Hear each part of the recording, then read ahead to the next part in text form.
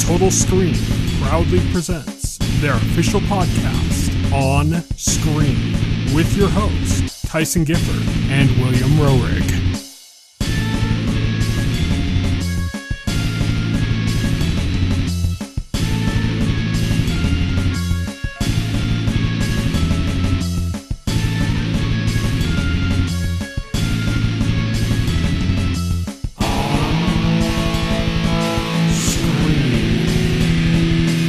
Hello, everybody, and welcome to On Screen, the official podcast of the Total Screen. My name is Tyson. My name is Will. And today, we're going to be talking about some cartoons, because, as we mentioned last week, we got two big cartoons from the 90s that got either a direct continuation or a spiritual successor of sorts, that we're going to be talking about both of those, and kind of the impact of them together, but also individually how they turned out. But before that, we've got quite a bit of news. We got a few news stories, a few trailers to go over, but then we also got the big Nintendo Indie and Partner Direct double feature event that we're going to cover a few games from that were announced there or shown there. And of course, we've got our On the Horizon section where we talk about what's coming up in the next week. And that's where we're going to start things off today with our On the Horizon segment. On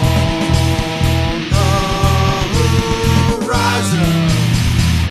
On the horizon. As I said, On the Horizon is where we talk about stuff that's coming up in the next week or so, and we're going to kick things off with English Teacher, which is a comedy about a high school teacher in Austin, Texas. It is beginning on Monday, September 2nd on FX, and it'll be on the next day on Hulu. So that's like a new comedy, single camera, I believe, sitcom. Harry Potter Quidditch Champions is coming out on Tuesday, September 3rd for PC, PS4, PS5, Xbox One, Xbox Series X, and Switch. Fight Night, The $1 Million Heist is coming on Thursday, September 5th on Peacock. The Perfect Couple, which is a limited series about a wealthy wedding that's upended by the discovery of a body, is coming on Thursday, September 5th to Netflix. Ace Attorney's Investigation Collection is coming on Friday, September 6th to the Nintendo Switch. And Beetlejuice is coming out on Friday, September 6th to theaters. That is, of course, the sequel to Beetlejuice. And with the naming convention means that we are guaranteed a trilogy, right? Right. Pretty much required at this point, since that's like the conceit of the movie, right? It's like summon Beetlejuice into like movie theaters for real. Exactly. So that is our On the Horizon segment, and now we're going to move on to our new segment on Beats.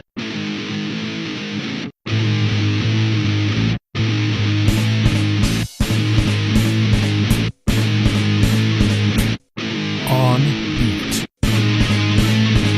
As I said, On Beat is our news segment. We're going to start off with a few stories, a few trailers, and then we're going to go into the big Nintendo stuff that just happened. So let's kick off with news stories. Last week we talked about some casting from the live-action One Piece. We got some more casting from the live-action One Piece. First we have Charithra. Chandran is going to be playing Miss Wednesday / Vivi. That's the other name of the character. And that is, she's a member of Ropeworks and an important character in the arc that I believe is going to be the Season 3 arc, but she's also big in Season 2 as well. So she's been cast. And Sendhil Ramamurthy is going to be playing King Nefertari Cobra, who is a big character in the Season 3 arc, the Alabaster arc. But as I mentioned last week when we were talking about the arcs that were being covered, there's a lot of setup for that arc in the other arcs. The other arcs, a lot of what they are is set up for the eventual Alabaster arc that's going to be coming in Season 3 of the show. In our next news story, there is a more comedic reimagining of the movie Anaconda in development, and Jack Black and Paul Rudd are in talks to star. So yeah, exciting news there. Crazy. You want to see Jack Black and Paul Rudd surviving an Anaconda. Yes. In which a lot of other people died. That's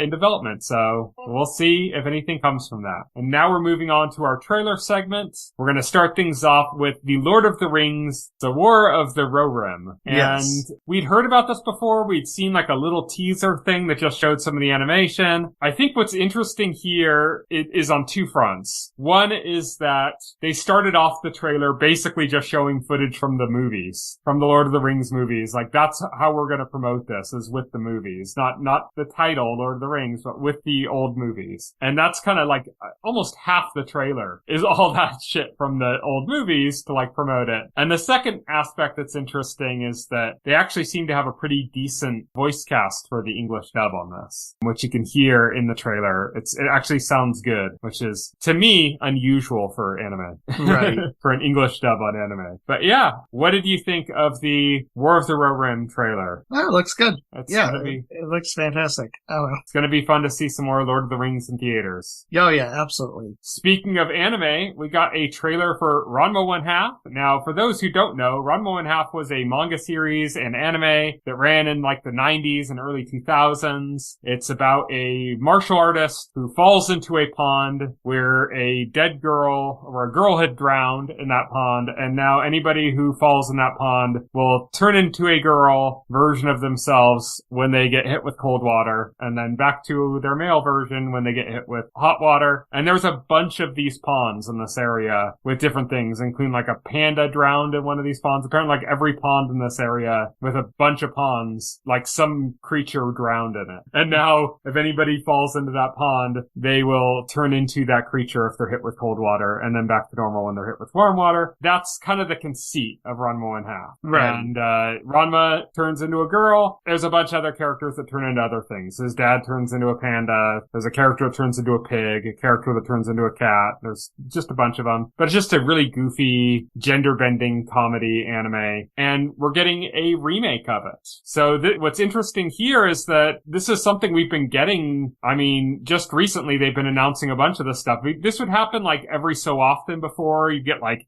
Sorcerer, Stabber, Orphan was like a big anime in like the late 90s. And then out of nowhere, like they made one for like Netflix that was like a new version of that. And everyone's like, what? Like, really? Like it wasn't even like that popular or anything. Like how's this getting, a new series or something with all the other stuff coming out? But they've been announcing some other remakes more recently. The big one, of course, being One Piece is getting a new anime that's going to be, it's in production now. It looks like it might be starting before the old One Piece anime and manga end, which is kind of funny, that's right. One Piece is ongoing. There's like over 1,000 episodes, and they're going to, before that ends or close after that ends, they're going to be doing a reboot anime, which is just kind of crazy. But Ranma 1/2 is kind of joining in that, so it's got that kind of more modern look, a little bit better animation quality, of course, at the time, and better budget, it looks like, as well. You haven't seen Ranma 1/2, but you're aware of it in the zeitgeist. Right, yeah, it's pretty big. Ranma 1/2?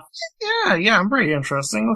Looks fun. It's going to be fun to kind of go back to for me, because I watched like the first 3 seasons, and then I lost track of it. So it'll be fun to kind of like re-enter that story. And then the last trailer we got for this segment is for Sonic the Hedgehog 3, which focuses on the character of Shadow the Hedgehog, who's going to be voiced by Keanu Reeves. What did you think of this trailer? I think it looks awesome. I think it's going to be the best Sonic movie yet. It was fun seeing Jim Carrey back. Yes, Jim Carrey seems to be like genuinely enjoying himself in these movies. Especially like you see in this trailer, you see like he clearly loves doing this. For people who aren't aware, Jim Carrey is famous for not liking sequels, for not wanting to do sequels. I think doing the Ace Ventura sequel like soured him on the concept of sequels. So pretty much ever since, he's pretty much avoided doing them. So the fact that he's done 3 Sonic movies in a row is actually like, it's notable in this case. It's funny also because Jim Carrey's kind of like semi-retired now. I think he actually announced his retirement, and then it was confirmed that he's going to be in Sonic 3. So that's kind of funny as well. But it's also like one of the last movies I saw him in before the Sonic movies came out was Kick-Ass 2, which was a sequel, but he wasn't in the original. Yeah, he wasn't in the original, yeah. I think, like, I'm just riffing. I could be completely wrong, but I think the only other sequel he's done since is Dumb and Dumber 2. Which was that Dumb and Dumber 2, or because there was another Dumb and Dumber movie before that one? Yeah, but no, this Jim Carrey one was Dumb and Dumber 2. Was it 2 like T-O-O, I think? Yes, like T-O-O, yeah. Or was it just like T-O? You're talking about like, you're thinking of the young one, the video prequel they did with when they're in high school. Which they did that because they couldn't get Jim Carrey, and so they did that instead, Yeah, exactly. They wanted to do something with the IP. And I don't even know, like, if anybody, I don't know if anybody involved with the original film was involved with that because I don't think the Farrelly brothers were involved in that. I don't think so. But Sonic the Hedgehog 3 looks good. The action looks fun. I'm liking the dynamic between, Idris Elba's Knuckles and Sonic in the trailer. It was pretty funny. Yeah, looks good. All of them looked good. But you know what? I still haven't seen any of them. Yep, same. Maybe we should just do that for an episode. We should just do an episode where we watch all the Sonic movies before. Yeah, watch all the Sonic and movies. Knuckles. Yeah. And the Knuckles series, yeah. It's our Sonic marathon. From Sonic, from Team Blue, Team Sega, to Nintendo, we're now going to be talking about Nintendo's recent Nintendo Indie and Partner Direct double feature that they just did, where they put them out back to back in the same stream. Actually, we're only really going to be talking about the Partner Direct, because we're not really like big indie gamers, so there wasn't too terribly much there that was exciting for us. There's a few things that looked cool, but we just don't have the time to cover everything that was at these events, and there was enough big stuff in the Partner Direct that's where we're going to put our focus. So, we're now going to be talking about the Nintendo Partner Direct that just recently happened. We'll start off with the game that opened the show, which was Tetris Forever. This is kind of cool. This is pretty cool. I like that it's a museum, that it's like actually with documentary footage and all sorts of stuff in there, as well as just it's not just the games. It's one of these like full comprehensive experiences, Yeah. This is the third one that Digital Eclipse has done. Mm-hmm. Their Gold Master they call it their Gold Master series. I think the first one they did was the history of Karateka. Mm-hmm. And the second one was, I forget. It was the Atari one, right? They did the Atari one, but that's like a separate thing. Okay. Oh yeah, the second one was Wizardry.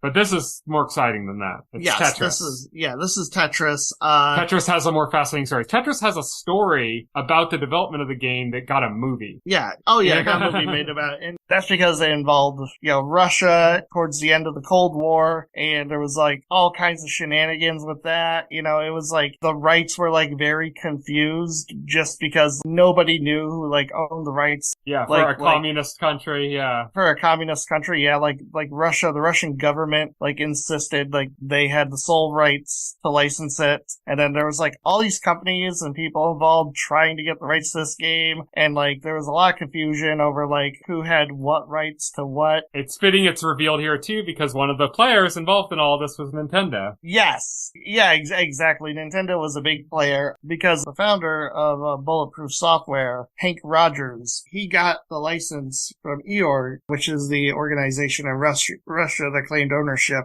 government organization.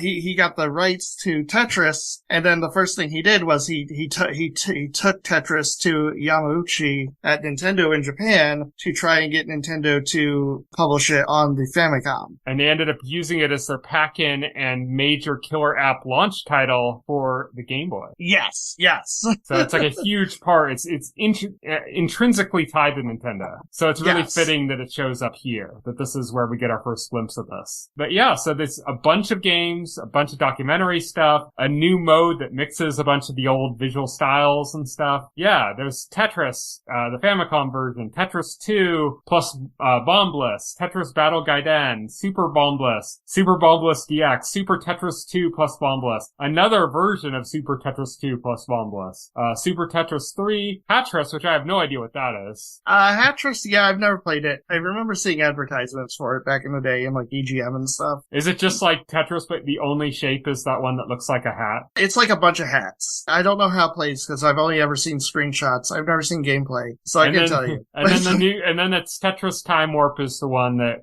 I'd mentioned where it combines a bunch of the different visual and play styles. Oh yeah, it looks like Tetris Battle Gaiden is interesting because it's like a versus competitive version of Tetris. You play with the CPU, or I believe with another person, that has like a eccentric cast of characters, and it was only released in Japan for Super Famicom. Mm-hmm. This would mark the first like English localization of this game. I think a few of these are that case. I think the Super Tetris ones are also like that as well. Tetris Battle Gaiden has had a fan translation for a while now, but yeah, this would be official. So that's interesting. The only thing I'm disappointed, but I can understand why, is like we don't have the Nintendo published developed versions of Tetris on here. We don't have NES Tetris. We don't have Game Boy Tetris. Well, they said the Famicom version of Tetris is in there. Yes, it is, but that's a completely different version of Tetris to NES Tetris. Mm-hmm. So that was the first version that came out, which was released on the Famicom, but that was actually published for the Famicom by Bulletproof Software, Hank Rogers' company, with Nintendo's blessing. So technically that's not Nintendo published or developed. The NES one, like the Game Boy one, is like Nintendo involved, and they put like that little extra layer of polish. Yes. That was developed in-house at Nintendo. Same with the Game Boy one. And I've always loved those versions. I mean, the Game Boy one, I just remember getting my Game Boy and just playing that for hours. I can't play the old versions of Tetris just because of one specific thing, and I brought it up here before, and that's I need the tap up to drop function. Yes. And that didn't come until later versions. I think that might have started on the N64 version, or even after that. I'm not sure. Right. But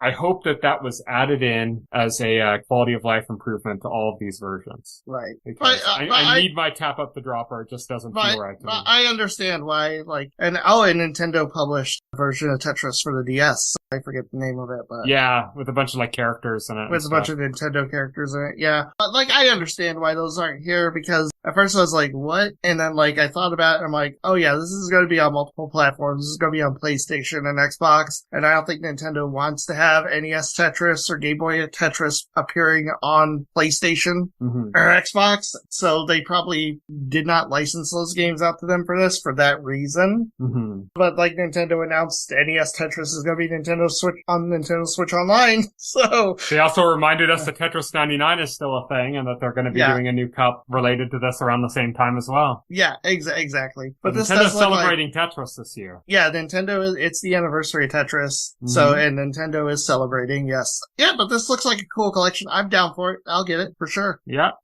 was exciting. And then the next thing we're going to be talking about is Star Overdrive, which I think it was last week we talked, right, about the news about Tango Gameworks, and that is who I thought of when I saw this. No, Tango didn't do this, but that's who I thought of when I saw this. When I saw this trailer, I was like, this looks like Hi-Fi Rush, kind of almost. Oh, you know what? Yeah. And I've heard other people mention that too. It's kind of like the universal thing everybody would thought of Hi-Fi Rush immediately upon seeing. You know what? It does look like something like Mikami would come up with, to be honest. Yeah, it's kind of crazy. It's like this hoverboard racing game married with an open world action RPG sort of thing. It's like an adventure game where you race across the environments. Yeah, it's interesting. Yeah, it looks pretty cool. It's got a cool visual style to it, and it's going to be a timed exclusive on the Switch. Yeah, I've already heard a lot of people saying that they're waiting for the other versions just because it's going to look better, of course. If people are worried about that, it's also going to be on PC. There's already a Steam page for it. Yeah, but is it timed exclusive only to the console versions, or is it timed exclusive including the Steam version? I think it's only the console version, because I think there wouldn't be a page up on Steam if that was the case. There's a coming soon page for the game up on Steam right now. I'm looking at it. But that's Star Overdrive. Next up, we're going to be talking about a bunch of the JRPGs that we're showing there, because it was fascinating. We're actually not going to be talking about the new JRPGs. There were one or two new JRPGs. Well, they were Rune Factory and Atelier, and we're not going to be talking about those. I've never played any of the games in those series, so I was just yeah, it's cool for people who love those series, but I'm not super invested in those. But what we are going to be talking about is the number of remakes or remasters that are coming, the JRPG ones that are coming, that are pretty big. So first up, we got this in in a sizzle reel, oddly enough, was a full 3D remake of The Legend of Heroes Trails in the Sky the First. Yeah, they just casually tossed that in there, a full 3D remake of a previously 2D sprite-based RPG that's an absolute classic, ranks highly on best JRPGs of all time list everywhere. It's a totally beloved franchise, and more specifically, this game in the franchise. But, by the way, I heard the Japanese version of the Direct actually did give this game its own segment, so it's weird Nintendo. That's good. Yeah, so it's weird Nintendo America. It's just I just started this as real. Yeah. Okay. Yeah. It's just weird because it's just nobody knew that. It's not I could understand them throwing in a sizzle reel if it had been previously announced. Yes. But nobody knew this existed. And then it drops in a sizzle reel, with a bunch of garbage, basically. Yeah. With an update for the Star Wars Hunters mobile gacha game or whatever. The free to play gacha game, which looks like garbage. Yeah. Just dropped in with all of that. that, got about 20 seconds, if that, of footage. Kind of crazy. That, to me, that was like the craziest thing in the direct, specifically because of that, because it was the way it was handled, the way it was dropped, that it was this huge deal thing out of nowhere. And it was funny watching reactions to it, because people are like, oh, it's a sizzle reel, and you could see them kind of like their eyes glazing over and they're not paying attention. And then that game pops up and they're like, what? What's going on? And then by the time they realize that that's the game that was showing, it's already on to like the Star Wars Hunters footage or whatever, Right. Oh, yeah. So that was pretty funny. But that was crazy. We also got, and I think I mentioned this like last week or a few weeks ago, right, where we talked about the Tales of games. I can't even remember the context of where we were talking about it, but I pointed out that the Tales of game that I was interested in, the one that I like want to have, is Tales of Graces. And the reason why is because I was excited for that game when it was first showing for the Wii, and we never got it on a Nintendo system. I believe it came out for the Wii in Japan. It never came out in the West for the Wii. It came out for the Wii in Japan, and then they made Tales of Graces F for the PS3, and then they released that in the US as well, but not on the Wii because that version wasn't running. Although I think they did do a version of F on the Wii at some point, but it wasn't released it was only released in Japan. Like they only released the PS3 version. You know what's like the wildest bit of Tales trivia is the fact that Vesperia, the only English release until the remaster recently, was on the Xbox 360. All the other Tales games that were released in English that generation were on the PS3. Graces F, Zillia 2, but Vesperia was an Xbox exclusive for that generation, which is bonkers. There were two Tales of games on the Wii as well. There was Symphonia 2 and Graces, which didn't come out in the US. Yeah.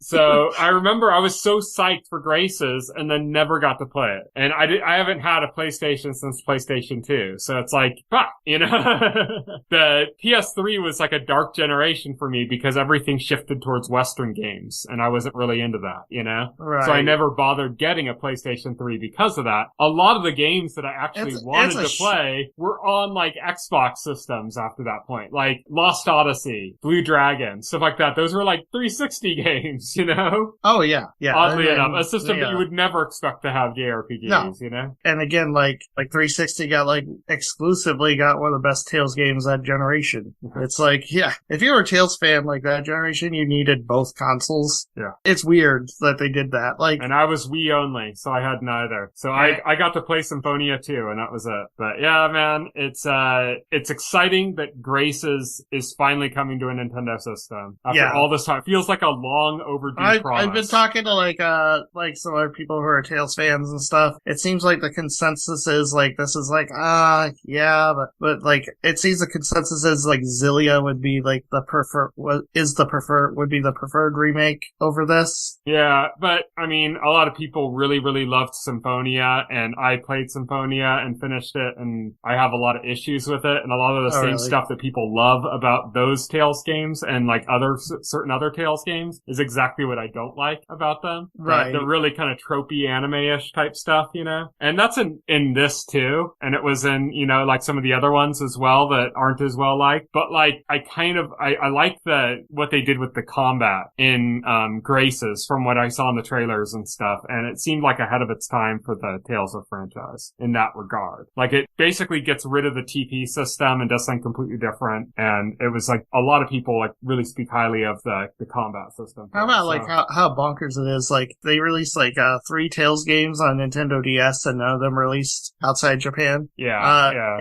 Except for Tales of Hearts, but that was ported to the PlayStation Vita as Tales of Hearts R, and then that was released in English for the Vita. The DS version of Tales of Hearts never released. Yeah. I mean, this goes back to the whole like dark times of localization, where like we were like hoping and praying games would come out here, and they usually didn't. Yeah. Like for every game that was localized from Japan, like 3 weren't. This goes back to when I was involved and helped start Operation Rainfall and stuff, and the reasons for that. It all goes back to that, and thankfully we live in a time where we're getting pretty much everything now. There's still some stuff. It's like Namco said, we'll localize this game in English push for like a system that is struggling to sell like Wii U numbers, but the console that's sold 150 million, no, we can't be bothered to localize that. Come on. Yeah. Silly. No, it's fine. But yeah, no, this is a cool announcement, and I think like they said there was logo for like the remastered project. So... Yeah, this was rumored.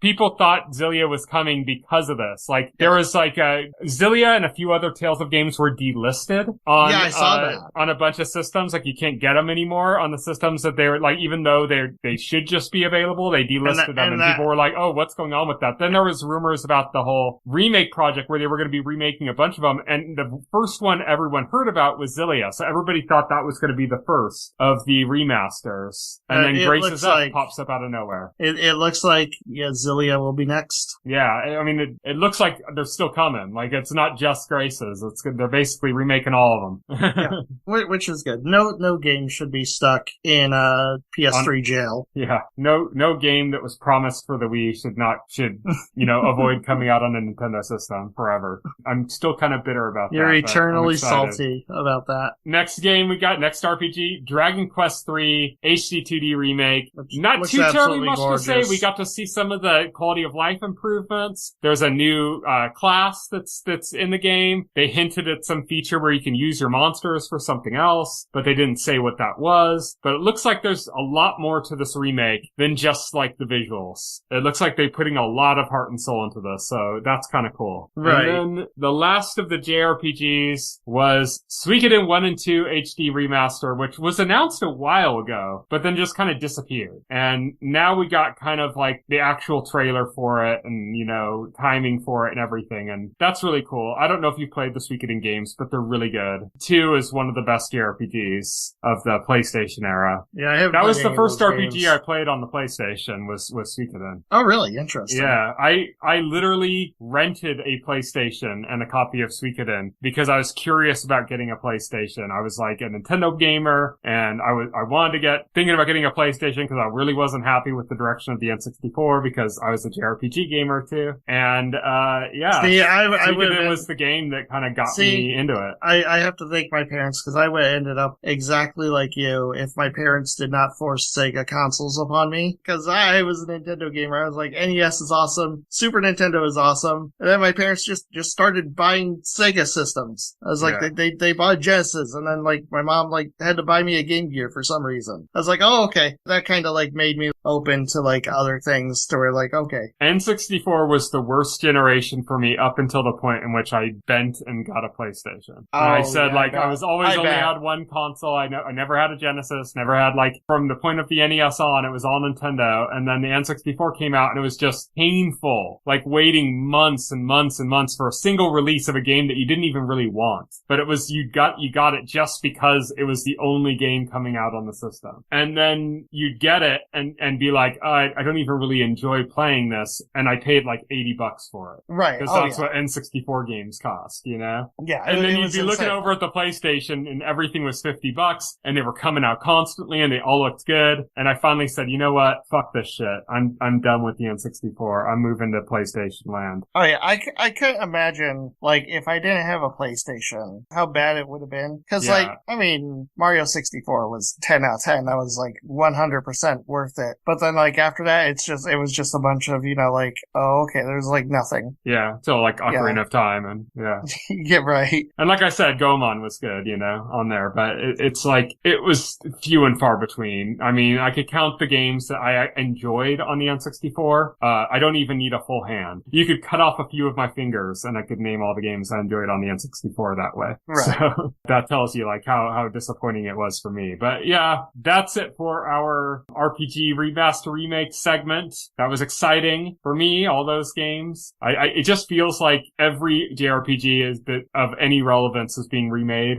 Yeah. Which is kind of cool. We just need the Shadow Hearts games now. That's what we really need now. But that's never going to happen because that developer is like, it's it's transitioned to like 4 different developers since then. We need a Breath of Fire collection, Capcom. Like, what's going on with that? Yeah, that would be cool. Breath of Fire collection would be nice. But the next game we're going to be talking about is Castlevania Dominus Collection. This I thought, like, we might never get. Yeah, just because of the whole 2-screen thing, you know? Yeah, there was, like, a lot of speculation that because the games use touch controls and, like, the dual screen setup, that this just wasn't going to happen. And, like, this was something I've been waiting for a while. Like, every Nintendo Direct, just the one that Nintendo Direct that happened in June, you know, they didn't announce this. And I was kind of like, okay, they didn't announce Castlevania DS Collection. I just didn't think it was like, not just because they never did it, but just because it, you know, of the 2-screen thing. I'm like, oh, it's too much work for them. If they have to be bothered to put any work into it, they're not going to do it. It's canonical. Right, you know? right.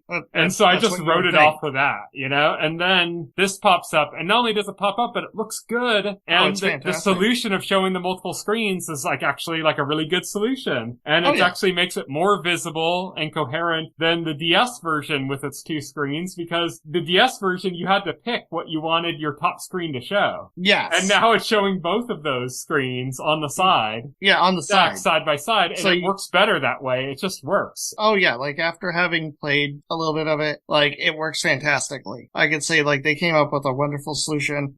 This is M2. M2 are masters emulation. They always do like a fantastic job with it. And yeah, it shows with this. This is not like some lazy, like, you know, like slapdash thing. Like this has like some love poured into it. Like, but you have to tell me about Haunted Castle, because that's big. Well, yes, first off, I'll just the say big surprise. Before that, I'll say the games included are Order of Ecclesia, Portrait of Ruin, and Dawn of Sorrow. And I'll also say that the biggest mistake is that they didn't call it the Castlevania Dominus Selection, because then it would have had a DS abbreviation. Well, it has a DS. Dawn of Sorrow did. It has a DS abbreviation. Dominus, if you take the first and last letter. DS. Yeah, but they call it Dominus Collection. It's a little, ignore that. Because it's a little more creative with it. Like, it's probably, I was thinking, that's the most creative DS naming that I've seen for a system, and that system came out in 2004. And this is like the most creative, like, DS naming, like, I've seen. Okay, so this blindsided me completely. If I visited myself from the future for now, if I went back in time and said to my past self, there's going to be a Haunted Castle remake, I'll say, you are literally insane. I am going to kill you to save the timeline. What? I did not have this on my 2024 bingo card, let me tell you. Initially, like, I didn't, like, even realize this was a thing, because, like, I was too busy, like, cheering at the Direct to, like, pay attention to the rest of it. This was like, yeah, DS games. And then, like, afterwards... So, hold on. Did you find out by watching it again, by watching a reaction video to it, or did you find out when you downloaded the game? I found out when I was, like, looking at, like, new, like, reactions to it. Like, I went on Reset Era and, like, looked at the thread, and then I saw, like, Haunted Castle. I'm like, what? Wait, they put Haunted Castle on this? Why? Why would they waste the spot? That could have gone to Adventure Rebirth. That could have gone to, you know, Chronicles. They should have thrown Symphony of the Night on there. I mean, it doesn't fit, but they should have done anyways, because we need Symphony of the Night on the Switch, and it's a crime that it isn't. That could have gone to, like, anything, and you wasted it on, like, freaking Haunted... And then I saw, like, oh, remake? What? Like, I was like, wait, they remade it? Like, is it good now? And I played it, and I'm happy to report it is good now. Yes, it is a solid B experience. Like, they did a massive job polishing that turd. And you can play the turd version, too. Yeah, you can play the turd version, yeah. So, like, I'm not sure, like, how much you know about Haunted Castle. Nothing. So Haunted Castle, it came out in the 80s. It was, like, Konami, it was the arcade version of Castlevania. So it released in the arcades. And it is one of the worst games I've ever played. Like, not even, like, the worst Castlevania, just worst game, period. Because if I was to qualify, I'd say, like, like Eternal Champions or Altered Beast level. Yeah, it's just like, it's an arcade game, so it's like, it's really punishingly hard. It's designed so that it doesn't want you to make any progress whatsoever. It's designed to suck up quarters. And then on top of that, it's so full of jank, like all kinds of jank, like the controls are awful. Simon, like, walks like he's constipated, like he ate some, like, bad Taco Bell, and the goal of the game is to make it to the toilet in time. time. Like, that's how he moves in that game. It's just miserable. I tried playing it, like, giving it a benefit of the doubt, and it's like, no. Yeah, and M2 did the remake. They did a fantastic job. First of all, they changed the difficulty so that, like, it's reasonable. The normal difficulty is a little too easy. You can get through it, like on one credit. Like, if you're actually, like, skilled at Castlevania games, you can breeze through this.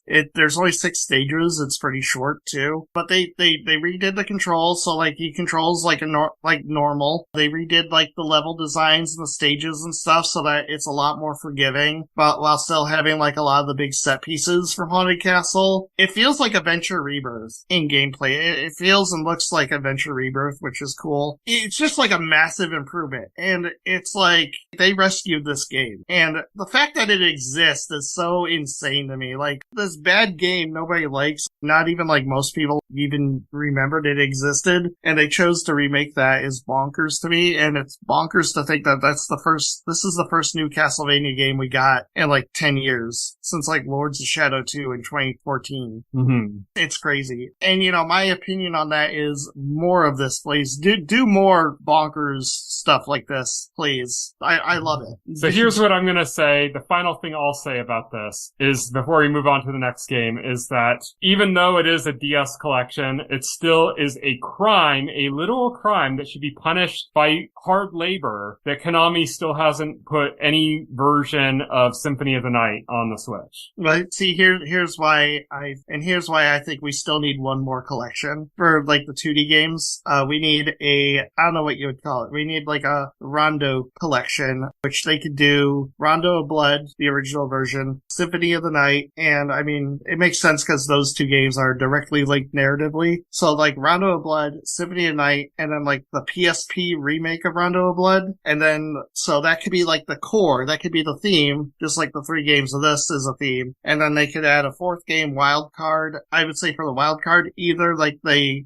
Chronicles Sharp X68000 remake of Castlevania 1, which is excellent, or Castlevania The Adventure Rebirth, because Castlevania Judgment, the fighting game on Wii. Oh, geez, no, please.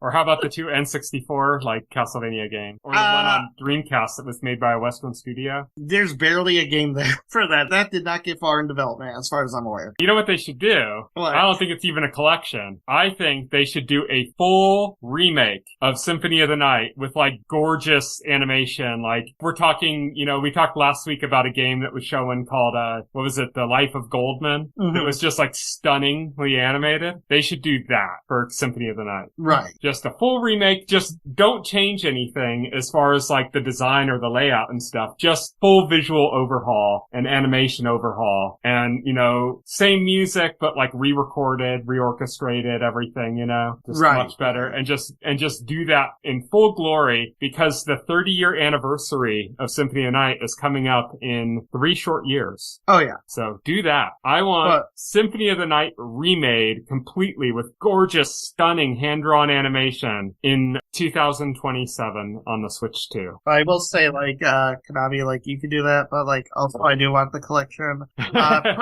Personally for me, I want all the original 2D Castlevania games available on Switch. I don't think that's gonna happen. Like, my consolation would be to have my proposed Rondo collection with Rondo of Blood, Symphony of the Night, and Castlevania Chronicles. And then I just think that the ones left over, the stragglers, I mean, I do want Adventure Rebirth ported too, but, like, the other 2 that would be left over after that would be, like, Legends and the MSX Castlevania, but those games suck. It's fine if those don't get ported to anything ever. I mean, Legends is on Nintendo Switch Online, but who cares? Here's what's gonna happen. You're gonna hear that Konami has a collection in the works that retro fans have been waiting for forever. And they said, finally, coming to a Nintendo system. And you're gonna go, oh my god, this is it. It's it. It's coming. It's coming. And then you're gonna find out that Konami bought the rights to the 3DO versions of Zelda. Yeah, you mean the CDI versions of Zelda? The CDI versions of Zelda, yeah. Yeah, that would be insane. And they're gonna put out that as a collection. Somebody's gonna do it eventually. I feel like that's an inevitability. There is that spiritual successor game that was made just recently. Oh yeah, and, like, I was watching the presentation for that when Limited Run was, like, announcing that, leading up to it. For a second, I literally thought they actually managed to license those games for re-release. And didn't they like remake the controller too, like the shitty ass CDI controller? Yes, they did. Alright. Well, let's move on though from Castlevania Dominus Collection. I know that was your game of the show, but the game that I think got the biggest pop from reaction crowds I saw was this one, which is Capcom Fighting Collection 2. Oh, don't get it wrong. Like, this was also massively hyped for me. Mm-hmm. It's just that, like, I was also like, you know, you're more of a Castlevania boy. Yes, but I am also a Capcom boy. And I've said that, like, plenty of times. We're like, yes, I am a Capcom boy as well. So this was also hyped for me. You're also a Blinks the Time Sweeper boy. Yes.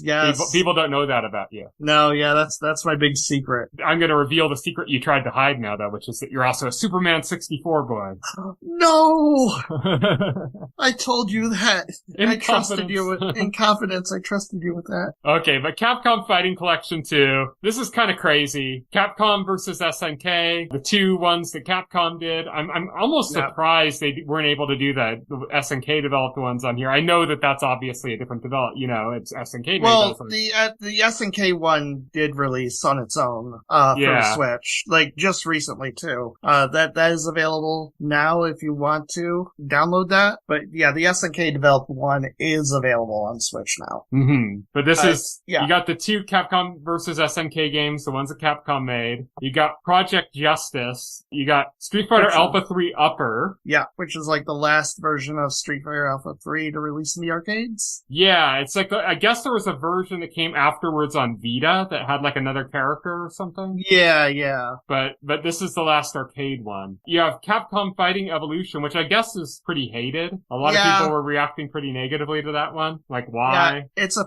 PS2 game that like brought together like all Capcom's like fighting franchises into like one game, but apparently like it's not very good. And then Plasma Sword Nightmare of Bilstein, which is a 3D fighting game. And then that's it. That's all that's in the collection. Nothing else. But yeah, I think people are most hyped for like Project Justice, Power Stone, and the Capcom vs. SNK games. Well, that was the joke I was setting up for you, but you missed it there. Oh, yeah. Is that I excluded Power Stone. But yeah, Power Stone and Power Stone 2. That's the one that got the real big pop. That's the one that people were freaking out over. Oh, yeah.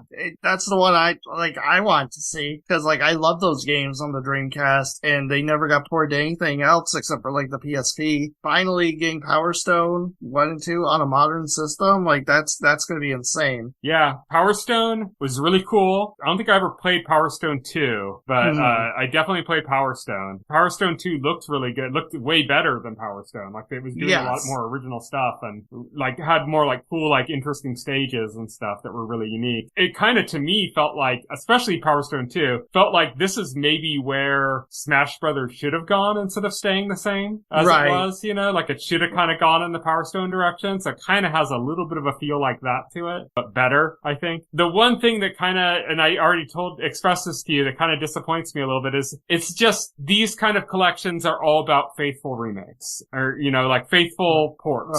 Yeah, this is just emulation. These games are just running in emulators. Yeah. Like, it'd be really nice to have a remaster collection for Power Stone, even if that was all that was in it, was Power Stone and Power Stone 2. It would be really nice to have like an actual remaster or remake, you know? Yeah. But hopefully, you know, everybody go out and buy this collection when it comes out and play Power Stone constantly, and they'll be able to see that in the netcode. And they'll be like, wow. And then they'll make Power Stone 3. Yeah, exactly. They're like, wow, we were sitting on a gold mine this whole time. They'll make Power Stone 3, and it'll be exclusive to the Ouya, I mean. Yeah, Ouya 2. Yeah, but that's Back with a vengeance. Capcom Fighting Collection 2. People were psyched about that. That was fun to see. I don't know if I'm going to get this or not, but I understand the hype for it, and I was hyped just to see Power Stone, even though I'm not sure I'm even going to get the game. Just seeing that Power Stone broke out of jail finally. Was exciting, you know, like, because I do have fond memories of Power Stone at the very least. So yeah, and then the show ended with a reveal that we didn't think was going to happen. Definitely definitely.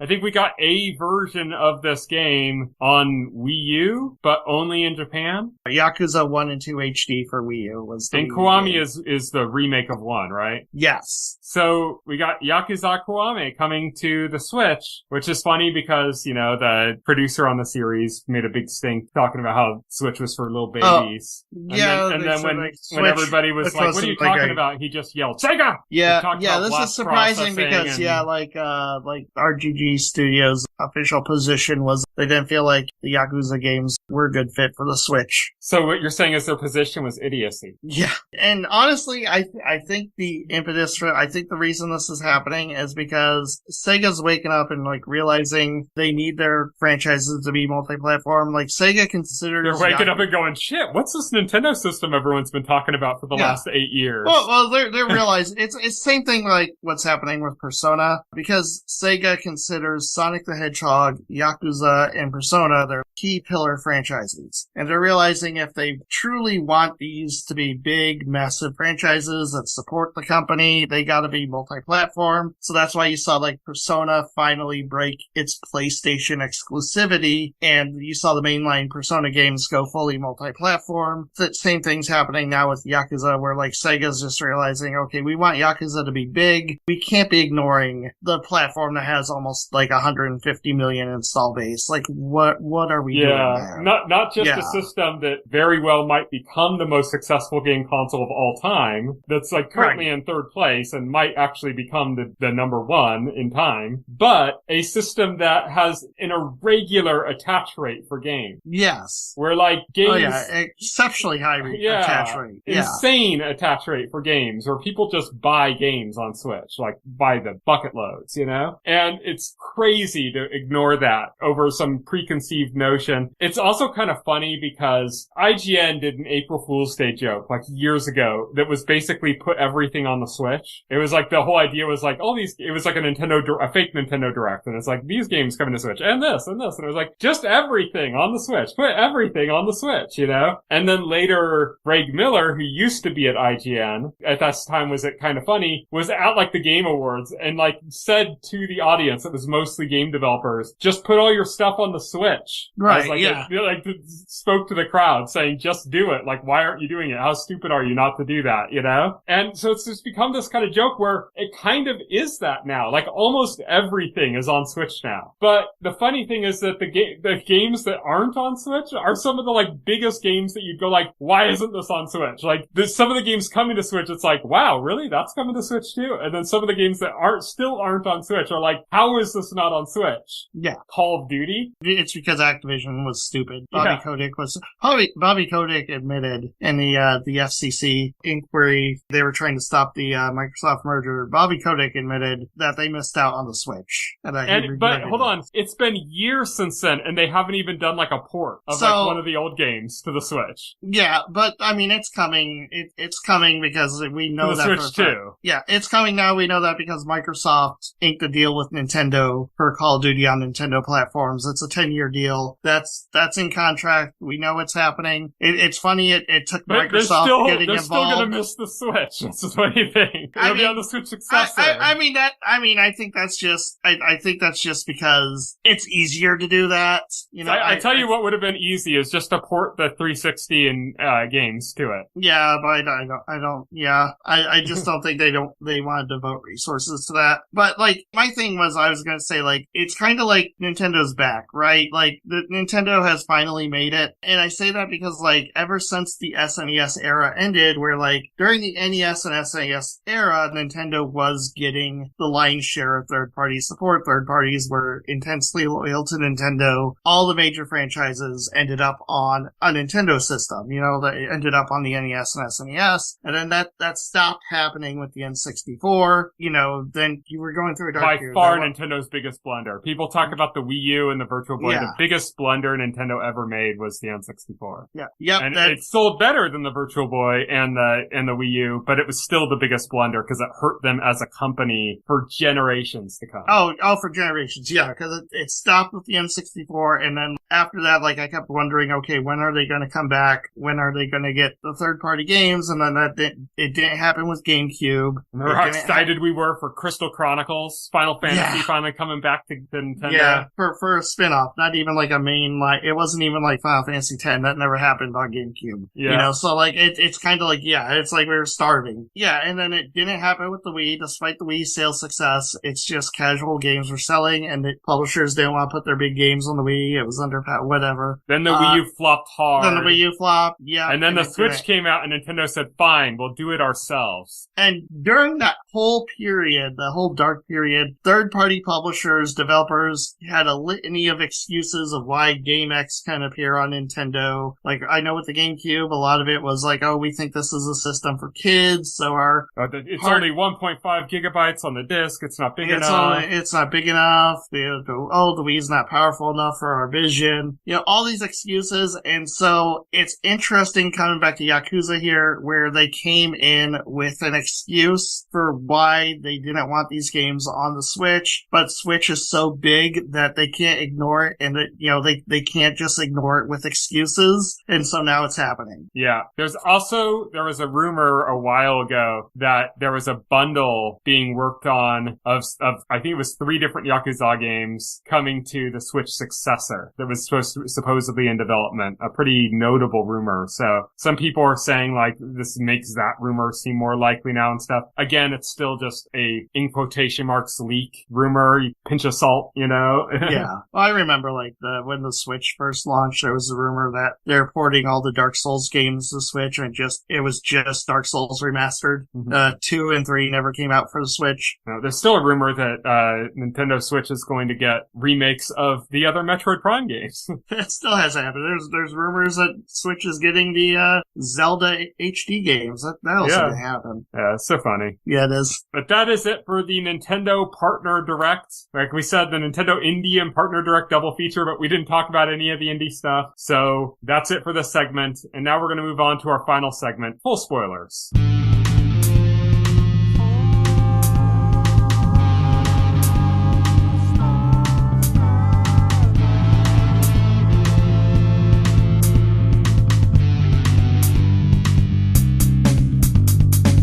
This week on Full Spoilers, we are talking about a return to our childhood, a return to a better time, a return to 1992. Yeah, exactly. A return to the early 90s. Yes. So, was it last year, at the end of last year, or was it the beginning of this year that X-Men 97 came out? I think it was like the end of last year. It was in that time frame. It was either the beginning of this year or the end of last year, somewhere around there. But X-Men 97 came out, and everybody was hyped because, oh my god, it's the continuation of the X-Men animated series that everybody loved. And we didn't watch it because we didn't have Disney Plus at the time. Yeah, it's like Disney Plus kind of like ran out before. Yeah. And it's like, yeah. And like hearing and Marvel impressions stuff of wasn't stuff too hot on Disney Plus for a while, so. Right. Oh, yeah, yeah. And hearing impressions of this, it became increasingly clear that, yeah, we had to re-up our Disney Plus to watch this. When I finally got my Disney Plus re-upped to watch this, it was a while later. I got my Disney Plus re-upped for something else, and then ended up like, I was gonna watch the first Deadpool movie with my nephew, and I tried to watch it on a different streaming service, and it was all like wrong. Like it was glitched out and incorrect. And I tried restarting the TV, nothing didn't work. So I just said, fine, I'm just gonna subscribe to Disney Plus for a month and watch it. And I did, and then I'm like, oh, now I can watch X-Men 97. And then very soon after that, another animated series from 1992 got like this time not a direct continuation, but a kind of reimagining or a spiritual successor of sorts. Yes. And that is Batman, which Batman the Animated Series, absolute classic. And they took that kind of same style and look and storytelling and everything, and they said, well, let's do it again. And they did Batman Caped Crusader. Yeah. And so we got both of these from 1992. This DC versus Marvel on afternoon TV, returning for round 2, 25 years later. You know? Okay, so let's section this out. Let's just give our thoughts on these and then like kind of end it with like some final thoughts. Let's start with like X-Men. What do you think? I thought this was pretty faithful to the original X-Men series. Like this it did that thing that it's the best thing to do, which is it doesn't, like, it looks improved from, like, visually, I'm saying, from the X-Men cartoon, but like it looks like you remember the X-Men cartoon looked. And that's the important distinction, that they improved it, they updated it, but it looks the way X-Men looks when you think back and you think in your head what it looks like. This is what X-Men 97 looks like. Oh, 100%. Yes. So it's great. It's fun to watch. There's a few things I was a little lost on because it's been so long since I've seen X-Men and I didn't catch up on it or anything. But there was a good little, like, previously on thing that kind of catches you up. So I'm like, oh yeah, okay, I remember this now. And yeah, it was great. There's a few things about it that were it made it a little hard to get into just because cartoons back then, like with the voice acting and certain stylistic things that would happen and certain kind of like joke styles that were in the writing back then in like the early 90s, we look back on those things and we kind of omit those certain things that were not that great. And this kind of continues all of that stuff, and it kind of has to like faithfully continue what X-Men was, you know? It kind of has to like lean into even some of the bad stuff, you know? Oh, for sure. And it does that. And so like the first couple episodes were kind of throwing me a little bit because I'm like, okay, this is really good. I'm really glad this exists, but man, like certain parts are kind of cheesy and kind of bad, you know? Like, oh yeah. But like they have to be. They have to be that way for it to like work. The tone of, yeah, like people like, there's a lot of like rose-colored glasses with it. Like we were kids when this, you know, when this thing came out. There was a level of cheese. It was a great show. Like I loved X-Men, but like by no means like the perfect, most well-written like program on TV. Like I thought like Batman the Animated Series is miles better than the X-Men Animated Series. Oh, definitely. But I mean, I still loved it, and I love this. Like it maintains, it's consistent. It maintains the same tone, the same consistency. It's got a storyline that continues off from the end of the original series. It's a true sequel. Like, yeah, it feels like it's picking right up where it left off, and then it starts to kind of get more interesting as it goes. Because it starts off just like very faithful, direct continuation, and then like about halfway through the season, it just starts getting a little bit darker than the X-Men series ever got before. And just a little bit more interesting in its storytelling than the X-Men animated series had before. But it does it in a way that it doesn't feel like a jarring change. Like it just feels like they faithfully continued it, faithfully kept stuff, like I said, even the bad stuff. And then they got us all used to that and then said, okay, now we're going to go to the next level of this. And that's what kind of makes this like really good. I think X-Men 97 is that it isn't just like a continuation. It's a continuation that evolves, but doesn't throw that evolution in your face from the get-go. Like it starts a straight continuation and then it evolves. And I think that is what makes it work. Like it's both a hit of nostalgia and a faithful adaptation, and it's something new because it's like taking it into a more mature place than the original cartoon went before. Yeah, exactly. And hitting on darker territory and stuff. Yeah. Yeah, hitting on darker territory. It focuses a lot more like on the relationships between the characters. It builds up incredibly. It's got an incredible ending. It's just fantastic. The one weak spot was probably the game master guy or whatever, Mojo. Oh, Mojo, yeah, the game world, yeah. I mean, that kind of felt like out of nowhere. yeah, a lot of stuff feels like nowhere. Like, a lot of it, like, they're 30-minute episodes, so a lot of it, like, feels, like, truncated. Like, there's a lot of Deus Ex Machina, there's a lot of, like, convenient things that happen to, like, where things end pretty quickly, you know? Yeah, up until a certain episode. Yes. And then, like, that's why I said there's that transitionary point where it goes like, okay, we've given you the X-Men continuation you wanted, and now we're taking it up a level. And there's, like, a very specific moment where that happens. It involves the death of a beloved X-Men. And that's when that's when the story kicks into overdrive. Yeah, that's when it gets really good. That's when, like, people are, like, got angry that the showrunner was fired and isn't going to be doing the X-Men movies for the MCU. Well, he had to be a creep. creep, so I don't know. Yeah. But but no, solid, excellent show. And let's talk about Batman. Yeah, so I'm interested in your perception on this because the first episode does a gender flip on a major character, Penguin, and I knew immediately, anti-wokers are gonna flip about this. Yeah, they're gonna hate it so much, they're gonna turn this into like their whole identity that they dislike this. To me, I thought it worked. Yeah, I thought it was fine. I didn't know how it worked for you. I don't know. I mean, you gotta go into it with the mindset that this is a different interpretation of the material. This is a different universe. Just say that. Like, this is a different version of the Penguin. It's interesting, too, because they did not make her, like, exactly like Oswald Cobblepot. She has her own personality. Like, she's still, like, a ruthless, she's still a ruthless criminal, but, like, she's got, like, a different personality. Like she's more ruthless. She's more ruthless, yeah, but, like, also, like, she's more, like, sociable. People like her. She's got, like, an esteemed status in high society, and, like, she's charismatic. All the things Oswald Cobblepot, like, isn't. So it's an interesting contrast there. And, I mean, she's only in one episode. Can I tell you the moment in which I realized that I really liked what they did with her? Okay. With the gender flip? Sure. It's when she had one of her sons killed. Yeah. I'm like, if you had the Penguin as a male character kill one of his sons, it would not have hit nearly as hard. No. As showing the fact that she doesn't give a shit about her own kids and she's a mom. Like, there's something about that that's specific to a gender there that is just hits much harder. Like, the idea of that versus a male character doing the same kind of thing. It just hits so much harder with the female character doing it. And I think that's the moment where I was like, okay, like, it's not like I was doubting it before. I was like, I'm not like that. I'm not a person that gets upset about stuff like that, But that's the moment where I'm like, okay, I'm glad they made this change. I'm glad they did something different with Penguin because I really like what they did with that.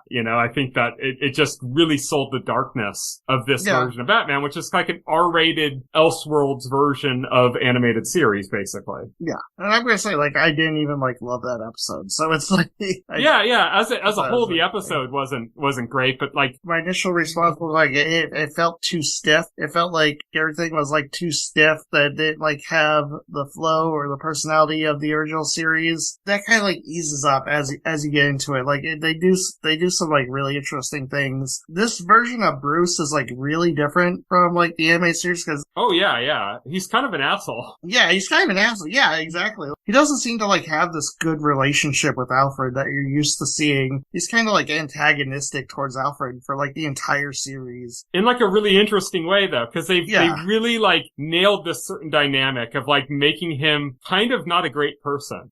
Putting his job as a detective, as Batman, ahead of his personal relationships with certain people and stuff. And, like, pushing people, and, like, in the last 2 episodes, pushing a certain character too hard and kind of resulting in him going down a dark path more freely than he would have otherwise, I think.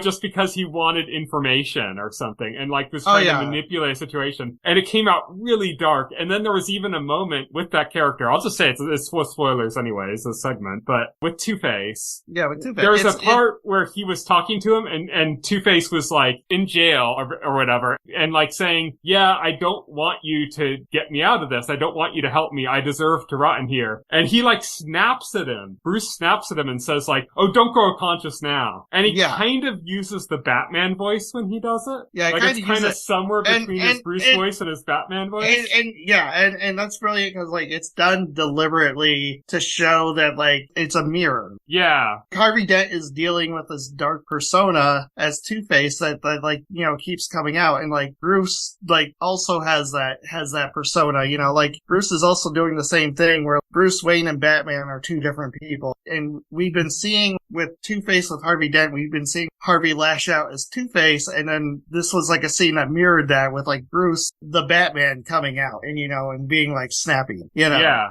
exactly. That's exactly it. And it was a great scene. It was, like, shockingly good for what I expected from the series. Yes. Oh, yeah. Like, this gets so brilliant. This does have those Batman the Animated Series vibes. I love what they did. Yeah, I love the twist with Two-Face. Like, he finally snaps because Bruce pushed him while he was in a fragile state. Mm-hmm. Yeah, I think it's really good. I think you kind of alluded to it already, but the beginning of the show, like the Penguin episode, even the Harley Quinn episode, the Clayface episode a little bit, felt very like, Monster of the Week kind of. Yeah. And that was a little disappointing. I mean, some of them were still good. I actually really liked the Catwoman episode. Oh, I did too. I really liked the Catwoman episode. It was interesting that they weren't afraid to go supernatural with this. There's an episode with the gentleman ghost, and it turns out it's really a ghost, and Batman, he has to perform like a literal like exorcism. He had to like burn the deed and like vanquish the ghost. Mm-hmm. There's an episode with a vampire girl. Yeah, Nocturna. Yeah, it's interesting that they were willing to like delve into supernatural and say like this is a supernatural. Yeah, I really like the show. I was worried that you would have some distaste from it because of some of the changes they made. Not because you're like anti-woke or something, but just because you like comic accuracy, Yeah, right. Yeah, I do. But like when you establish like this is like an Elseworlds and like this is like a different take, you can go along with it, right? If they said, oh, the Penguin's now a woman and like in every story we're going to tell from here on out, like that's the new Penguin, I'd be like, that's kind of lame. Like, I don't know, why are you getting rid of Oswald? But like for an Elseworlds, like it makes sense, and it and the cool thing about it is you do get to get like different takes and like see like different, like just like different takes, different perspectives on the IP, which is really cool. Yeah. No, like I thought it was interesting. I thought I really ended up enjoying this series. Like they ended the season 1 on a teaser for the Joker. Yeah, it's hard just because Mark Hamill did so good. Yeah. As the Joker in animated series, that this kind of more naturalistic Joker, like, it's just a tease. So I want to give it a shot, like, and see, hopefully it gets a season 2 and we can actually see that character and see them do something really interesting with it. But it just wasn't, like, exciting in the way that it was with the Mark Hamill Joker for me. Right, yeah. For the brief scene. I had the same problem with, I wasn't too big of a fan of what they did with Harley Quinn. For the same kind of reason. Like, divorcing her story from the Joker's is like, it just doesn't work for me anymore then, Yeah, it doesn't work. Like, there's, like, I get the motivation they established for her. It's like, she talks to these, like, selfish rich people and, like, she wants to, like, punish them. Mm-hmm. Or it's she just thinks not as, it just makes her a little less interesting than how broken she is as Joker's concubine, and yeah, what that did to her. It was such a, I mean, again, I think we mentioned this last week, but for those who don't know, the character of Harley Quinn was invented by the animated series. It wasn't in the comics. I mean, I think it is now, right? She's in the comics as well, I believe. But her character was invented for the animated series. And the whole backstory and how cool that is and stuff, that all came from the animated series. And this is a spiritual successor to the animated series. It's Bruce Timm. It's not the other guy, but it's still Bruce Timm. And it's a little disappointing that Harley Quinn ended up being kind of less interesting, I think, than... Also, I think, like, Harley Quinn's interesting because, like, of her personality. This version didn't, like, have that over-the-top personality. Yeah, either. and that's going to be the same thing, like I said, with the Joker, where we have this more naturalistic Joker and less, like, absurdist and in his personality. And, because, it's early. Like, we still haven't seen season 2. They could still do something really interesting with Joker in season 2, even if it's a completely different approach. They could still do something really interesting. And Harley Quinn's still around. They could bring her back and do more interesting with her as well. But what we've got so far of them was a little disappointing. I'd say that was the biggest disappointment for me, and the biggest, like, highlight for me, not of the whole show, but, like, seeing them change a character and do something really interesting with it was Catwoman. Oh, same. I really liked what they did with Catwoman. I love what they did with Catwoman. I love that they made her, like, an analog of Bruce Wayne Batman. She's, like, a wealthy, like, high society debutante, but she's fallen on hard times. Like, she's ran through, like, her family's wealth, and she has, like, her own, like, butler, her own maid, taking care of her. And then as she's running out of money and the bills are piling up, she gets the idea, like, she's gonna be a thief because she has, like, stolen before, like, she's got the reputation already as being a thief. So she's good at it. She knows she has talent for it. So she does that, and then she gets the inspiration to be Catwoman directly from Batman, like, seeing stories about Batman and stuff. And she kind of, like, tries to, like, ape him and, like, model herself after him as much as possible. Like, getting a car and and everything. Yeah, exactly. It's really interesting. It's really different from the normal Catwoman where like she's doing her own thing. She's not usually like established as being a wealthy person in the first place, and she's not even trying to be Batman, so it's an interesting, like, different take on the character. Yeah, it's funny because as I was watching the show, they were obviously setting up Two-Face from like the very beginning. Like, okay, well, Two-Face is going to be at the end of the series. Yeah. And that's where they're going to go. And a bit of it felt really predictable. And it was kind of like a little disappointing. It's like, oh, we're just going to get the same Two-Face story again. And instead we got like a better Two-Face story because we had Harvey Dent portrayed as kind of a jerk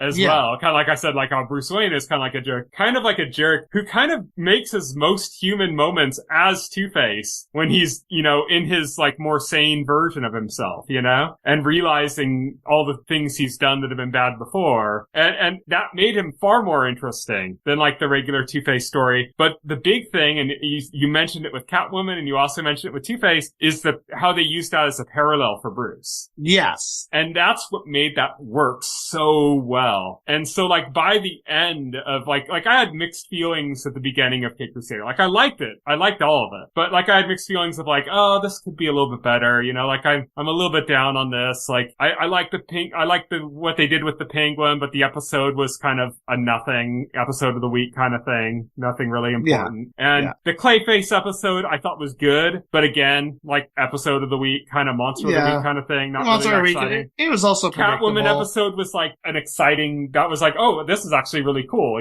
Nocturne episode was pretty good, it was starting to get a little bit better. And then as it kind of like wrapped up in the last like 3 or 4 episodes or something, it was like, okay, yeah, this is totally solid now. Like this is really good. And now I'm like really excited for what they might do for season 2. Yeah, no, I agree. So I have to ask you, which do you like more? X-Men 97 or Batman Caped Crusader? Before you answer, you have these alternate approaches because they're both basically remakes, continuations of what we got in the 90s, but one is a direct continuation, a direct pick up and continue on, where another one is like a reimagining, but with the same kind of visual aesthetic and tone, not just of Batman, but specifically of the animated series. And so you have these two completely different approaches to bringing back a retro project like this. Which one worked better for you? I mean, that's interesting. I don't know. Yeah, they're completely different things.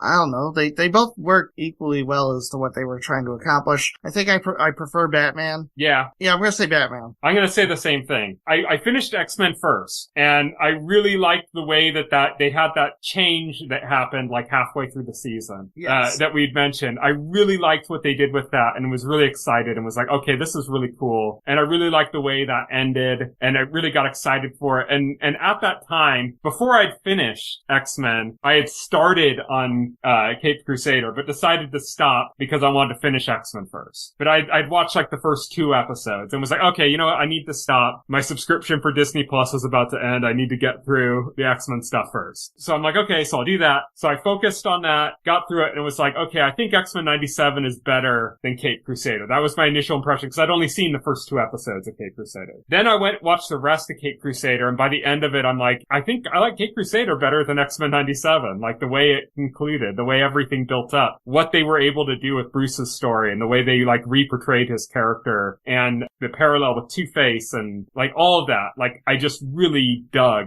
what they did with that. Yeah, oh for sure. But yeah, I mean, both ended up being really good though. So hopefully they both come back in the same year again, and we can do a sequel to this podcast. Yeah, hopefully. But yeah, X-Men 97, outstanding. Batman Caped Crusader, outstanding. We're living in interesting times. All right, so that is it for our podcast this week. Next week, we are going to be getting into Furiosa. We had mentioned 2 weeks ago, I believe, that we were wanted to do Furiosa, or last week, yeah, that we wanted to do Furiosa, but we didn't know it was coming, and we'd already committed to doing something else. And we were like, I guess we're going to have to go with our silver place winner that week. But now we finally get to do Furiosa, and I'm excited for you to see it. I saw it in theaters. I'm going to watch it again. But yeah, it's interesting. There's some interesting things to say about it, especially in comparison to Fury Road, which we just recently did an episode on as well, like this year. So it'll be interesting to go into Furiosa, having recently done Fury Road. But that's going to be next week, so stay tuned for that. Until then, you can follow me on Twitter. I'm at Tyson Gifford. You can follow Will. He is at VoxelHero. You can check out our website, thetotalscreen.com. If you go to our website and open up a container story for any of our podcast episodes, scroll down to the last paragraph. You'll find all of the relevant links to our SoundCloud page, our RSS feed, all that stuff. It's all there. So check that out there. You can also subscribe to the podcast to your favorite podcast client of choice, like Apple Podcast or Pocket Cast, and the entire backlog of our podcast, as well as additional content, is available on our YouTube channel. So check that out as well. Thank you, everybody, for listening. Good night. Good night.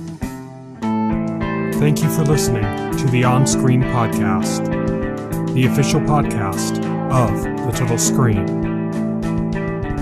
Visit our website at thetotalscreen.com. This podcast can be found on any major podcast client, including Pocket Cast and Apple Podcast. The entire backlog of this podcast and other content can be found on our YouTube channel.